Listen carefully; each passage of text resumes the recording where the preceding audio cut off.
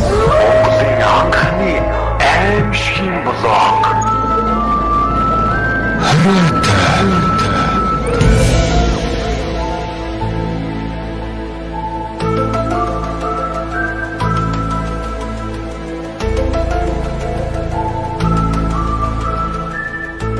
Зохиолч Алтан хундгын гашуун байна үйлчлэгийг та бүгддээ хүргэе. Намрын ихэнх сарын шинийн 15-ны сар тол мэт гэрэлтэж хөдөө талын үзэсгэлэн улам бүр тодхон харагдахад мандах морныхаа амыг сул тавиад амандаа Эрдэнэ засгийн унгыг аялан хүчүүрхэн хатруулах нь жинхэнэ Монгол ирийн хиймар золбоо гэлтэй. Тэрээр дууга өндөрсгөх бүрдээ морныхаа амыг үл мэдийг тухтархад хилтгий хээр морин тэрэл аясаар нь газар товчлон хатруулна. Тэрний хилтгий хээр морь мандахыг 3 өдөр нуруунд дээрээсээ буулгаагүй гэхэд огт эцсэн шинжгүй Монгол адууны шанцыг гарган гэрийн зүг гар хөргөлгүй тэмүүлнэ. Мандах хэдэн өдөр сумын төвөөр аяг тагшин эргүүлж яваад буцаж явна энэ билээ.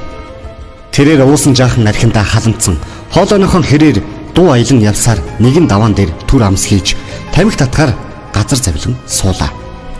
Өвөө ааваас нь өвлөгдөн ирсэн цагаан хаш соруултай дунд гарын гуйлан толгойтой гаансаа гаргаж бургуйдаад тамхи төхөөрөх зураа эргэн тойрноо нэхэн харвал цувраа хус гих газар дөрөө мулталснаа мэдлээ. Энэхүү цувраа хус гих газрыг нутгийн хүмүүс буг чөтгөртөө химэн шүн оройн цагаар дөрөө мулталх нь бүхэл явган явахыг цээрлдэг. Энийг мандах сонсож өнгөрсөн боловч үл итгэдэг бололтой хэнэгч үгүй тамхиа нэрэн суулаа. Арих балгаараа өөртөөгөө ярьдаг зангаараа мандах хэн нэгний тухай амандаа үгэлж энэ муу тамхич нь ямар гашуун болцгоо вэ гэж хараагаа чүлсэн хаяхад артхан талд нь хэн нэгэн эрэхтэй хүний гэх сөнгө дуу сонсогдов. Мандах ингэж дуурахын сонссон боловч сонсоогүй юм шиг царай гархан суулаа. Уудсан чгүй тэрэнд энэхүү газрын тухай ярьдаг сонин жигтэй явдлууд санаанд нь ээлж дараалан бууж нэгэлж ирэхэд явчихав. Мандах хий юм сонссон эсгээ шалгах гэсэн шиг гашуун байна уу гэж нүдэ эргэлдүүлэн асуухад ард талд нь хэн нэгэн сөнгө хоолоогоор гэж хэлэх дуулдлаа. Энэ үед мандахын нурууны шарус ширхэхээр босгох шиг болж иргэн харвал хинч үзэгдсэнгүй. Тэр айсан хүнд аргал хөдлөн гих үгийг санаж өөрийгөө зоригжуулаад тамхиа шуналтай нарахгүй сорох зураа дахин шалгаж үзэхээр санагдаж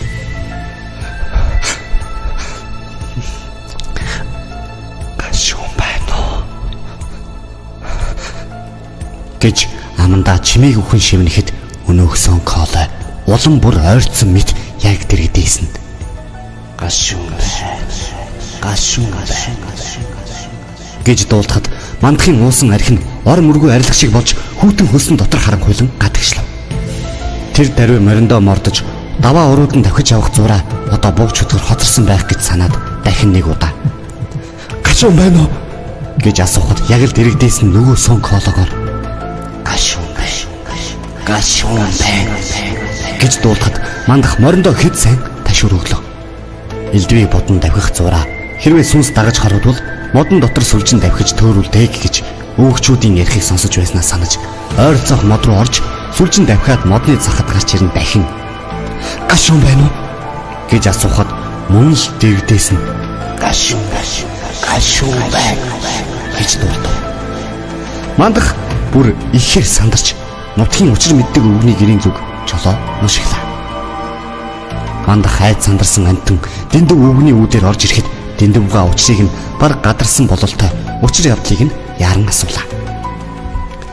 Мандах болсон явдлыг амьсгаа дээрдүүлэн ярьж дуусгаад дэндүү өвгөн цувраах усанд шүн оройн цагаар дөрөв мулталдгийг сануулад олон жилийн өмнө нутгийн нэгэн сайн ир мөрөөдөө тоглоом тоглож их ол золоор буцаж явахдаа цуваах ус гих тэр газарт муу хүмүүсийн гарт амиа алдаж тэр газартаа сүнс нь хорогдсон гэж хэлэхэд мандахын царай улам цонхигоо тэрлээ. Энэ ядрын сүнс хорогдсон хүний хөрөнгө мал өв гүрэн хоосордог гэж ярьдсан мэн лээ. Энийг аргалж болох байх аа гэд мандахыг дагуулan гарлаа. Дэндүгөө хоттой хоньныхон дэргэд тэрнийг дагуулan очоод энэ хоргоцсон сүнсийг хоттой хонин дунд төөрүүлдэг гэж хөгшчүүд ярьдаг байсан юм гэд мандахыг хоттой хонин дунд оруулав. Мандах хоттой хонин дунд хонь мэт дөрвөн хөллөж мөлгсөөр хоньны хашааг тойрон 2-3 удаа эргэлдэж гарав. Дэндүү үгэн энэ зур мандахад хандан. Энэ сүнс амьдаа мал хөрөнгөд маш их шуналтай хүн байсан гинлээ. Хоттой хонин дунд оруулахаар эд маланд хорогдоод төөрж орхидог гэлцдэг юм. Миний хүү сайн төөрүүлээрэ гэж өглөн зогсно. Мандах хид хид тойрсны сүүлээр гарч ирээд үл мэдэг дуугаар гашуун байна уу гэж асуухад ямар ч хариу дуурсангүй. Дууга жаахан өндөрсгөж дахин асуухад мөн л хариу өгсөнгүйд сэтгэл нь жаахан амарч дэндүү өвгнөд оров. Дэндүүгээ мандахыг хоноод явахыг сануулад маргааш өглөө чи манай хоныг гаргаад цуврах усны ойролцоо төхүүлж бичээгээд гэрийн зүг хөдлөөрэй гэд унтахаар хэвтлээ. Тэр шин мандах ард олны дунд явган яригддаг сүг сүдэр буг чөтгөрийн тухай байс хийгээд бодол хийлж айсан даан цоромж хийлгүй хонс юм.